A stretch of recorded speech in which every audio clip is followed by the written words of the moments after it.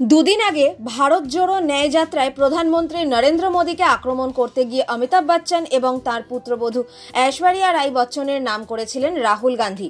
রাহুলের সেই বক্তব্যে চারদিকে হইচই পড়ে গিয়েছিল। এবার রাহুলের সেই মন্তব্যের পরিপ্রেক্ষিতে সমাজ মাধ্যমে নিজের মত প্রকাশ করলেন অমিতাভ। তবে রাহুলের নাম না করেই যে তাকে জবাব দিয়েছেন বিগ বি তা বেশ স্পষ্ট। গত 18 ফেব্রুয়ারি এলাহাবাদের একটি সভায় রাহুল বলেন, আপনারা কি রাম মন্দিরের প্রাণ প্রতিষ্ঠার অনুষ্ঠান দেখেছেন? কোনো তফসিলি জাতি জনজাতির প্রতিনিধিকে দেখতে পেয়েছেন কি? এরপরেই রাহুলকে বলতে শোনা যায়, যারা দেশটাকে চালান তাদের রাম মন্দির উদ্বোধনের আমন্ত্রিতের তালিকা থেকে বাদ দেওয়া হয়েছে। আর ডেকে আনা হয়েছে কাদের? অমিতাভ বচ্চন, ঐশ্বরিয়া রাই বচ্চনদের। প্রসঙ্গত, গত 22 জানুয়ারি রাম মন্দিরের প্রাণ প্রতিষ্ঠার পুজোয় নিজে উপস্থিত ছিলেন প্রধানমন্ত্রী নরেন্দ্র মোদী। সেই অনুষ্ঠানে উপস্থিত ছিলেন বলিউডের বহু তারকাই।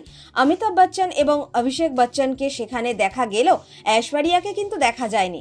রাহুলের বক্তব্যের সেই ভিডিও ভাইরাল হয়েছে সমাজ মাধ্যমে। সেই ঘটনার পরেই মাঠে নামলেন অমিতাভ। অভিষেক ঐশ্বরিয়ার বিচ্ছেদ জল্পনার মাঝেই বৌমার পাশে দাঁড়ালেন অভিনেতা। তাকে এবং বৌমাকে নিয়ে রাহুলের মন্তব্যের জবাব দিলেন তিনি। এক্স হ্যান্ডেলে অমিতাভ লিখলেন, এখন শুধু পরিশ্রম করার সময়। শারীরিকভাবে তৎপর থাকা এবং মানসিকভাবে নম্র থাকা, সবকিছুর জন্য শুধু অপেক্ষা করতে হবে।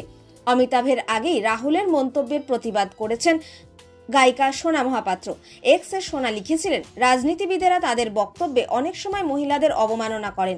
এতে কি তারা নিজেদের পৌরুষ প্রমাণ করতে চান?